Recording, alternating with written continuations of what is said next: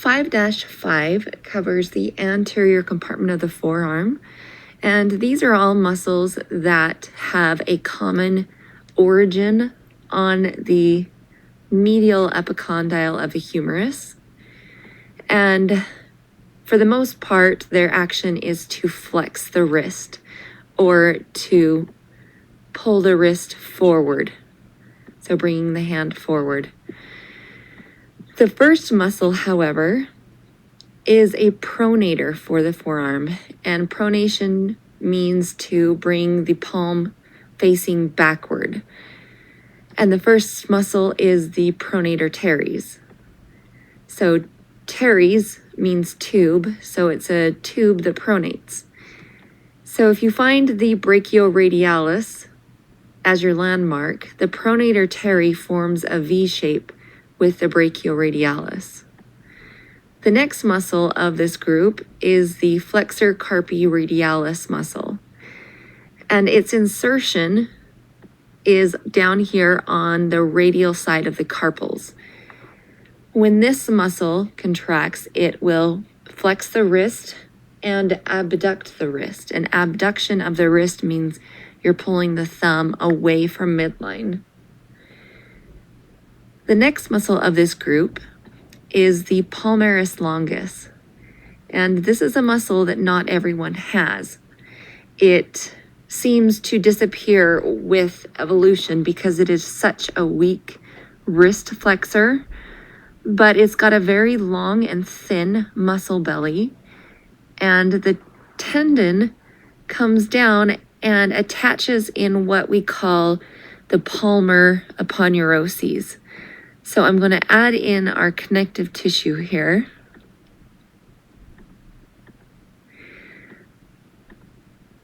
So you can see that this Palmaris longus muscle runs on top of this connective band of tissue right here.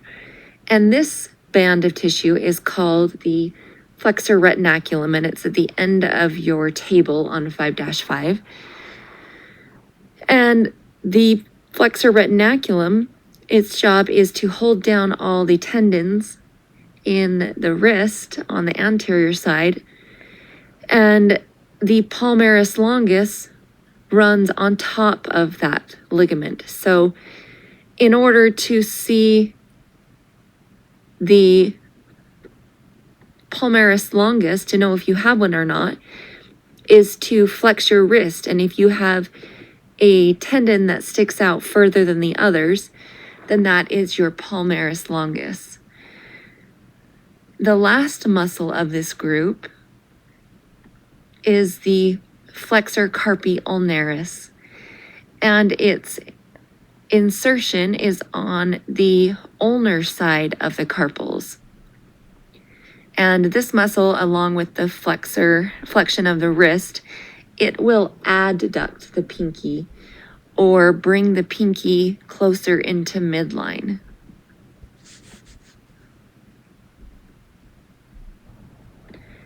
So if I hide the Flexor Digitorum Profundus, it reveals this muscle belly here, which is the Flexor Pollicis longus.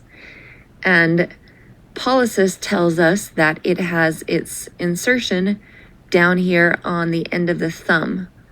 So when this muscle contracts, it flexes the thumb inward, and more specifically, it flexes it at the IP joint. And this is called the IP joint since there are only 2 phalanges in the thumb. If we eliminate this top row of muscles, so I'm going to hide the pronator teres, I'm going to hide the Flexor Carpi radialis, I will hide the palmaris longus, and I'm going to hide the Flexor Carpi ulnaris. What we're left here is the Flexor Digitorum superficialis.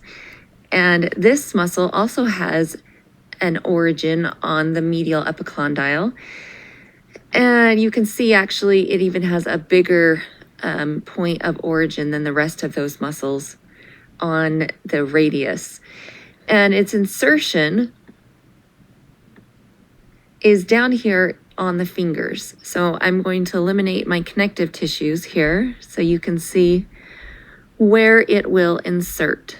So let me highlight the muscle. Whoa. So you can see here that the tendons are going to cross first the wrist joint here, and then they're going to cross this joint here, which is the MP joint, and they will cross this joint, which is the PIP joint. They will not cross this joint, which is the DIP joint. So the flexor digitorum superficialis can flex the wrist, it can flex the MP joint, and it can flex the PIP joint.